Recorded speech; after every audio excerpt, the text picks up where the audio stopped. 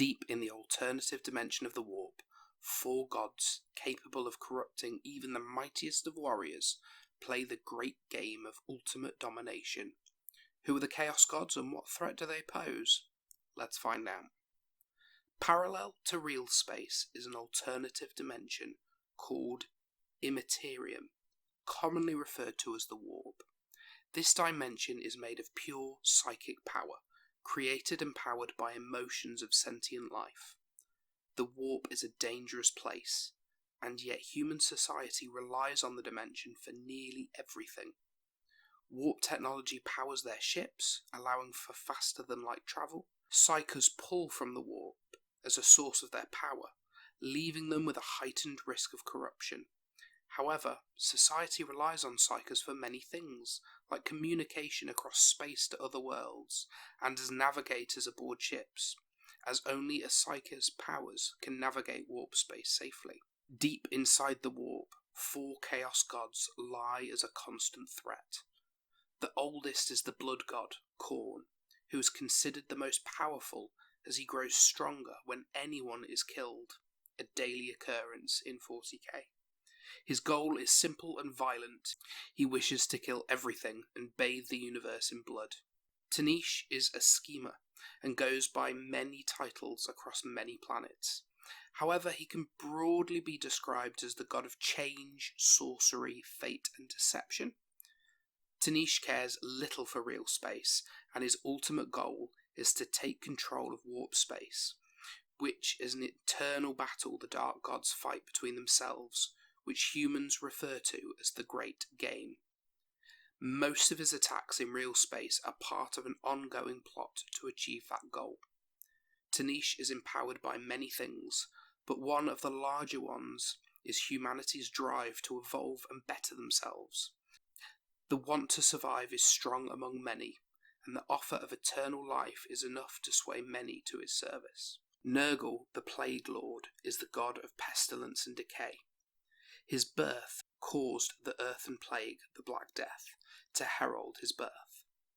Nurgle takes more interest with humanity than any other god, due to mankind's susceptibility to getting sick. In fact, each and every human has at one stage been touched by Nurgle's influence, with him gaining strength with every common cold. Not all of his followers are after power. Some are begging to be cured after horrific, painful diseases. Slaanesh is the youngest of the 4 gods. He came into being 10,000 years ago due to the Eldari race's actions.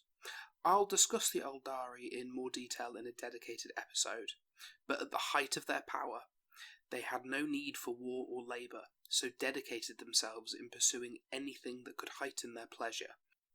This pursuit of pleasure eventually became dark and depraved for many, leading to Slaanesh's birth, ripping a hole between the warp and real space, known as the Eye of Terror. The Eldari call Slaanesh She Who Thirsts. Slaanesh is the Prince of Pleasure and Lord of Excess. She revels in new sensations, including that of pain. If their followers feel pain, that will elicit pleasure in Slaanesh that will get passed back to the person in pain, causing his servants to want more pain to gain more pleasure. As this cycle continues endlessly, escalating as the highs of the pleasure grow stale, this causes pleasure cults to form, with no limit on what they will do for their own pleasure, which will of course be offered back twofold to their perverse god.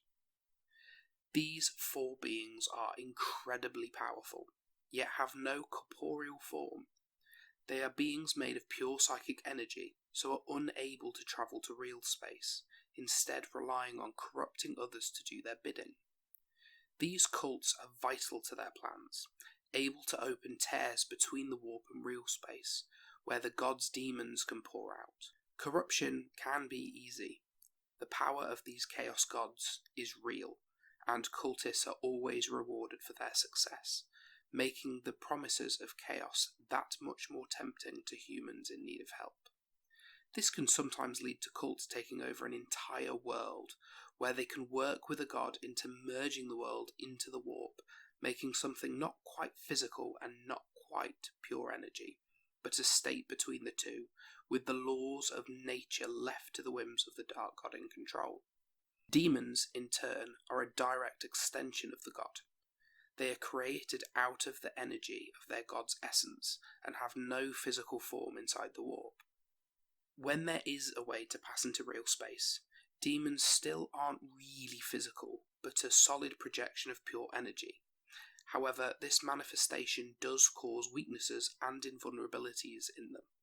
But, due to being energy, they can't be killed, only banished back into the warp.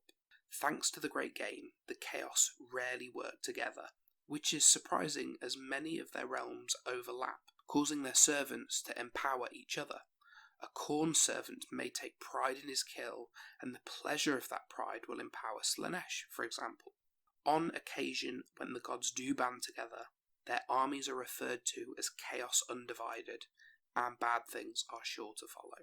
When the Emperor left the front lines and left his son Horus in charge of the crusade, Chaos sensed a small seed of doubt and latched onto it, slowly corrupting him and his company, who would continue to spread this corruption to half of the Space Marine armies, leading to the Chaos Space Marine legions. This corruption led to a war between Chaos and the Imperium that lasted for 9 years, resulting in over 4 trillion deaths. At its climax, the Emperor killed Horus, and the surviving Chaos Space Marines fled into the Eye of Chaos. In recent history, Abaddon the Despoiler rallied the greatest Chaos army ever seen, leading an undivided Chaos army from the Eye of Terror towards the Golden Throne to kill the Emperor in the 13th Black Crusade. This invasion was eventually stopped, thanks to some unexpected help of the Aldari. However, it led to the fall of Cadia, the last defensive world standing between the Eye of Terror and Earth. It also ripped the Eye of Terror into a great rift, causing galaxy-wide warp storms, the awakening of new psychers everywhere while empowering old ones, and giving Chaos a much bigger foothold in the universe, with Terror now nearly defenceless to their next moves. And that's everything important to do with Chaos Gods and their armies. Hope you enjoyed the episode, and I will see you next time where I'll discuss Tyranids.